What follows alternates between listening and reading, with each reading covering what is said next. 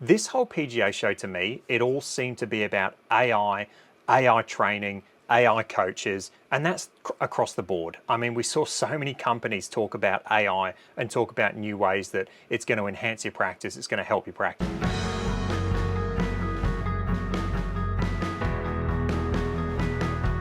G'day guys, and welcome back to the channel. In today's video, I'm going to look at everything that just happened at the PGA show. I'm going to give you a full wrap up in this video. All right, so first let's start out with the people who I think stole the show this year at the PGA show 2024. That was Unicor.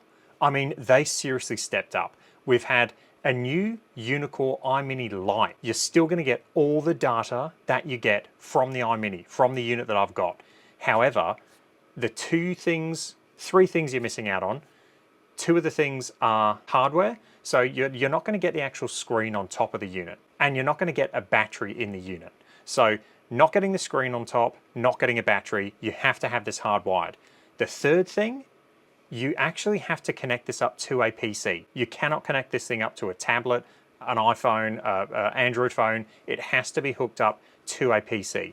The Unicor iMini Lite is pretty much meant to be used at home in a home simulator setup. So you're not going to take it outside, you're not taking it to the range. And to be honest, that iMini, I highly doubt I'm going to take that outside to the range. I might do it just to test it. Realistically, I'm not taking that thing out to the range. I'll take my Rapsodo out. I get amazing data from a Rapsodo. It's a lot more portable. I can't see myself taking that iMini out, which is why the iMini Lite, it just makes sense. I think this is such a good move from Unicor. You look at, say, Foresight, who really had a strong hold in the market with their Foresight GC2. And the Foresight GC2 is old. I mean, that is an old unit, but a lot of people who play GS Pro and a lot of people still use that launch monitor today. It's a dual camera, it's a very simple launch monitor, it gives you ball data, and that's all you need for GS Pro is ball data. I've said this for years. If Foresight just came out with an updated GC2 and they just use infrared instead of the flash, I mean, that's pretty much all they'd have to do, and it would sell like absolute hotcakes. What have Unicor done? They've come out with just that, except you're also going to get club data. You're still going to get all the data you get with the iMini. It's just going to be for home use. So to me, the iMini Lite is a fantastic, I mean, it is really clever and smart by Unicor to release that. Yes, it's a bit annoying because I just bought my iMini. However, it is what it is. For pricing, that's going to set you back $27.50 if you live in America, US dollars. It is on sale at the moment for $2,500. That's US dollars. I wouldn't be surprised, like with the iMini, we seem to get a lot of sales with it. Every, say, end of financial year, Christmas time, Thanksgiving, we did seem to get a lot of sales from Unicor, so I wouldn't be surprised if that $2,500 is their discount price throughout the year. They did say it's a PGA show only price, but I wouldn't be surprised if we saw this thing have some discounts throughout the year. What else did Unicor bring? So this whole PGA show to me, it all seemed to be about AI training, AI coaches, and that's across the board. I mean, we saw so many companies talk about AI and talk about new ways that it's going to enhance your practice, it's going to help you practice. Unicor's no different. They do have an AI trainer. And what this is it's going to be incorporated into View. It's going to break down your swing into 8 points in your swing, and then you're going to get a score out of 100 based on how well the actual AI trainer thinks you've done. If you say, for instance, take the club too far outside, you don't do a big enough shoulder turn, the AI trainer will tell you that and give you recommendations based on what it's seeing. This is pretty cool. I mean, I can see it coming in useful for, say, beginners. When you start getting into the game a bit more, there is a bit more that goes into it. I'm really keen. I'd love to actually try this out. I think this would be really cool to put my own swing on there and just see what it recommends. And I love seeing new stuff like this come to the actual game, so I'm all for it. I'm all for it. Anything that helps the game, I'm all for. We saw Unicor bring G Vision. So what is that? Basically, we saw Unicor and Foresight do this, but we'll talk about Unicor. It's essentially a projector that you mount on your roof, pointed down at your mat, and you can actually get your club data overlaid on there. You can actually get the balance optics, the weight balance board. You can get that overlaid on there, and it's pretty much a projector on the roof that's going to overlay your data onto your floor in front of you, so you don't have to look up to the screen, you don't have to look off to another display off to the side. It's all going to be on the ground for you. I can see advantages to this. I think for things like the actual balance board, like the pressure weight board, it's actually quite cool because you can stay in your setup and you can actually look at your weight as you're moving on the ground instead of looking up and getting out of your posture to look at a screen. Realistically, would I like something like this? I don't think so, to be honest. I can't see myself really using it. I like having the data on the screen. When I'm watching my shot fly through the world, that's when I'll look at the data. I couldn't see myself using something like this, but hey, you never know. I mean, I haven't used this. Maybe it's one of those things when you use it, you realize, hey, this is actually fantastic. Now, all of this stuff I've talked about, they are talking about potentially making this as part of a bundle, a subscription bundle. So it's really cool they're bringing all this stuff, but is it potentially going to be another subscription option, or are they going to add a whole nother bracket where you're going to have to pay, say, $400 a year to get access to these features? Potentially. And that's where, unless you're using a lot of this stuff day in, day out, is it going to be worth it for you? That's something you're going to have to decide. The other really cool things I saw with Unicor were the actual kiosks, and they had two separate kiosks. This is, they said for commercial and residential, but they had a commercial kiosk where it's basically a unit where it's all enclosed in one single unit. You've got a 4K capable gaming computer in there. You've got a big screen that you can interact with. It's a really neat way of packaging their products and making it look really nice. And this does look really nice. If you don't want to have a desk in your setup where you've got your computer and things and it looks a bit messy, you can just get these kiosks, they're saying, and you can set these up and use them. They're talking about using these in commercial facilities a lot, so that's where I could kind of see a use case for these things.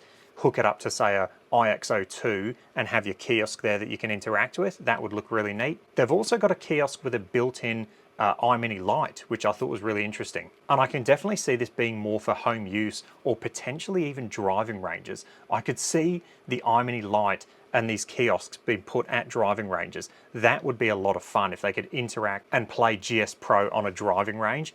I think that would be next level, and I think that would be really cool. You do see a lot of ranges now having TrackMan software. You see a lot of ranges having Topgolf sort of stuff. If you could have a Unicor iMini light with a 4K gaming computer in there and GS Pro to interact with, I think that would be next level. And finally, they talked about game day software. Yes, I've been trialing the software. It is as good as they say it is. The graphics look incredible. I have to admit, and you saw this, so I can talk about it a little bit, but the graphics for game day, they look next level. They do look amazing. They actually use cameras, and they take the cameras around the course as well as doing all their other stuff to make it look and feel more like the actual course. Do they look more like the course? I'm going to say the graphics wise, just on my projector, they look amazing. They really look fantastic. However, having said that, if you've played like Grey Walls or what was the other one? Gold Mountain Olympic. Yeah, Gold Mountain Olympic, I think that course was called. If you've played those, they look incredible. So, I mean, GS Pro's right there competing with them. I'd love to show some game day off on the actual channel. I can't. I asked yesterday, I said, can I please, now that it's been shown, can I show some game day stuff on my channel? They said no. So unfortunately I can't, but as soon as I am able to show you game day, I will bring that to you. As for courses, they do plan on having US courses, international courses, but I think the limiting factor here is going to be the fact that how in depth they actually go to actually making these courses look amazing.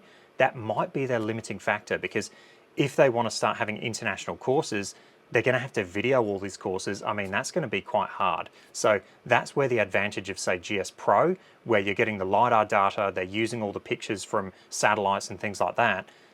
It's a lot easier for the community to create a lot of courses. Your course library is going to be a lot bigger, a lot quicker, having that community build the courses rather than have Unicor build them in-house. That's just my thoughts anyway. Potentially they're just going to make it explode, but to me that's a bit more realistic. Okay, let's talk now about Rapsodo. So Rapsodo were at the show, they had a booth there, Justin was there. I did watch some stuff on golf simulator videos with Jay, talking to Justin about Rapsodo, and we've just had a Rapsodo update. I will be covering that Rapsodo update in depth on the channel. I'll film that probably a day or two after I'm filming this. I will have that up on the channel as soon as I can. I've been away, I've just got back, it's been crazy. But let's talk about Rapsodo, because one thing I will say is I love the fact that Rapsodo listen to their users.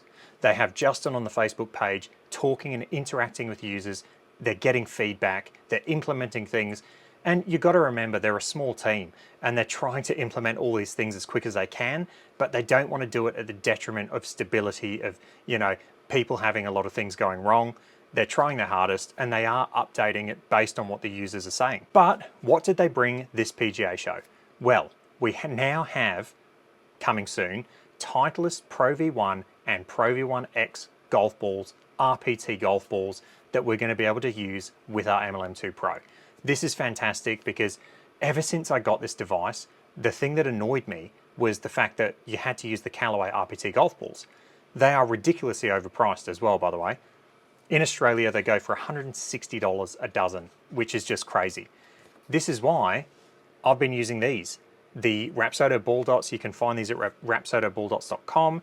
So I've been using Titleist golf balls with my MLM2 Pro for pretty much the life of the unit so far. Sean from rapsodoballdots.com, he does an amazing job. These dots are fantastic. Some people are having issues with them where they say they come off quickly or they leave residue on their screens. Personally, I haven't had any issues with the residue on my screen, but I'm not using them as much as a lot of other people. I use these maybe once or twice a week. Some people are doing this every day, just smacking these ball dots into their screen, so potentially they are having issues.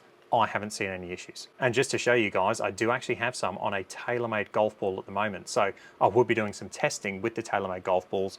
I'm gonna test out the TP5 and the TP5X. So that's probably going to be another video if people are interested. As well as the RPT golf ball for the MLM2 Pro, they are going to integrate the RCT golf ball, the radar capture technology golf ball, with the original MLM. So the Pro V1 RCT, as you can see there, these are the RCT golf balls from Titleist that they actually developed for TrackMan. They're going to implement those with the original MLM. It's not going to have any impact on the MLM2 Pro. We need the dots, and that's why they're bringing the RPT golf balls for the MLM2 Pro. So two separate things, RCT golf ball for the old unit so they can get spin indoors, RPT golf balls for the MLM2 Pro so we can get spin and, you know, use a Titleist golf ball with our unit. Like I said, I will be doing a full in-depth video on the software update that we've just had with the MLM2 Pro. I'll cover R-Speed, I'll cover everything. I'm excited to make that video. Okay, so let's talk Foresight. So what did Foresight bring this PGA show? Well, they announced the GC Quad Max. So this is an update to the amazing GC Quad. What is new about it? What did they do different? So they did a lot of hardware changes to the actual unit. You get a new screen, it's got Gorilla Glass on there, it's touchscreen, which is pretty cool.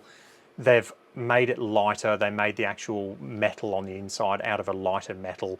They updated the handle, all this stuff, yeah, cool. They've put a new back plate on, they've made it a bit more ergonomically easier to carry. To be honest, a lot of these things we don't really care about. Maybe the touchscreen, that might be a new addition. They've changed some of the software, so you can actually change your metrics around on the actual screen, which is pretty cool. So you can display what you want, where you want. Is that a big thing for a lot of users? I'm not sure. Potentially, if you're going to be using it at the range, I'm sure it would be. They do have a lot of pros using these at the driving range, so that makes more sense. They've got a bigger battery, so it lasts like another hour or two. Again, not really massive significant changes. The only other thing that they changed that was kind of cool was they've actually implemented speed training now. So you can actually do speed training with the GC Quad Max. So, I mean, that's a nice update. So speed training with this unit is a really good update. It just makes me wonder though, like, is speed training something they could have incorporated with the older unit, with the older hardware? I'm sure it is. So really cool that we're seeing a new GC quad. I'd love to test a GC quad in this environment. I'd love to have a GC quad, but I'm sure everyone would. So it is what it is. Is it anything groundbreaking from this new GC quad versus the old one? I don't think so. And that probably just speaks volumes to how good the actual original GC quad was. I mean, that thing is such a good unit, and it is and it has been the gold standard for indoor units since it came out. All right, let's talk about the other launch monitor that they released, and it's the GC Falcon. This is replacing the GC Hawk. Again, is it groundbreaking? Is there anything different about it? Not really. I mean, it's a little bit smaller, and the reason it's smaller is because the actual Hawk, they designed it to be a multi-sport unit. You could do soccer with it and something else.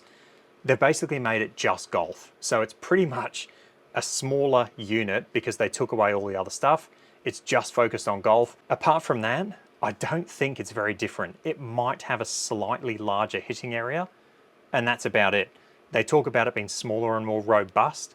To me, they've pretty much just stripped down the old GC Hawk, made it a bit smaller, made the hitting area maybe a little bit bigger, and that's it. Is it a major upgrade? Not really. Realistically, what I would have loved to have seen from Foresight this year is a GC2 upgrade. I think that's what everyone wants. We just want a dual camera launch monitor. And yes, you can say they've got the GC3 that does ball data only. That's exclusive to certain countries. So here in Australia, we don't have access to that. We don't have access to the Bushnell Launch Pro. If we want a GC3, we've got to buy the thing outright. And it's 12 grand in Australia. So we don't have access to all these other launch monitors that people do around the world.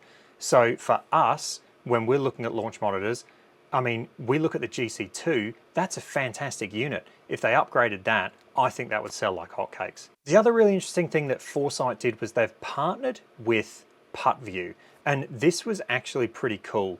I know Jay from Golf Simulator Videos did a video on this, and he shows what Foresight are doing. They're basically using their hardware, their GC Quad or whatever, to actually play the hole. When you get to the green, you actually putt in your own room, in your sim room, using the PuttView. And I thought this was really interesting because say if you've got a 40-foot putt, you're still going to have to hit it with your quad, but then anything shorter, you can actually putt in your room to a hole, and the PuttView is going to read that and then import that data into GS Pro. When it's all said and done, that's how it's going to happen. I think they're still trying to finalize some things. It's not ready yet. I found it really interesting. Then I thought about it. And with PuttView, you literally get a line of the actual break that shows you where the putt's breaking. So is this something that's going to potentially help too much when you're in GS Pro?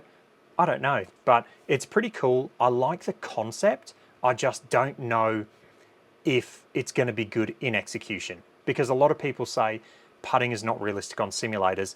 If you've played GS Pro with a really good launch monitor, the putting is actually quite realistic, and it's quite good. Like it's the best putting experience I've had in a simulator. It's not perfect, I know, but it's pretty good. I don't know about putting in the sim room. That's going to get interesting. And to be honest, with PuttView, it's going to cost a lot of money. So Foresight are really elevating themselves into that really high price tier market. Almost like TrackMan, they've kind of gone for that real high end. Whereas I think Unicor have gone, hang on, let's try and make something available for the masses. And with the Unicor Mini Lite, it just looks like there's two different price points that the companies are actually trying to target. Okay, another thing that Foresight have, I think they teased it last year at the PGA Show, but we saw it this year again, was the Foresight Focus. And it's exactly like with Unicor. You're getting an overhead projector that's actually going to overlay the data on the ground in front of you. The cool thing with the Foresight stuff though, is you actually get your club and club face as it moves through the hitting area. I'll try and put up some videos as I can, but you actually get the club face moving through and you can see your swing arc on the ground slow time. It's really good. I think that is something that is really good. And that's something I could see myself using. You would want it to be seriously accurate though, because if it's not, you're gonna start questioning yourself. It is Foresight though, so it's gonna be accurate. Okay, finally, let's talk about Flightscope. So they've released a new unit, the Flightscope Mevo Plus Limited Edition. Now, again, is this groundbreaking? Not really, but there was some pretty cool stuff that they had with their actual software. A lot of the stuff now, what we're seeing is A lot of the hardware is remaining the same. There's not many new units coming out. Unicor's kind of pushing the boundaries, but a lot of the hardware is actually very similar. We're seeing a big software push this year. A lot of AI, a lot of software.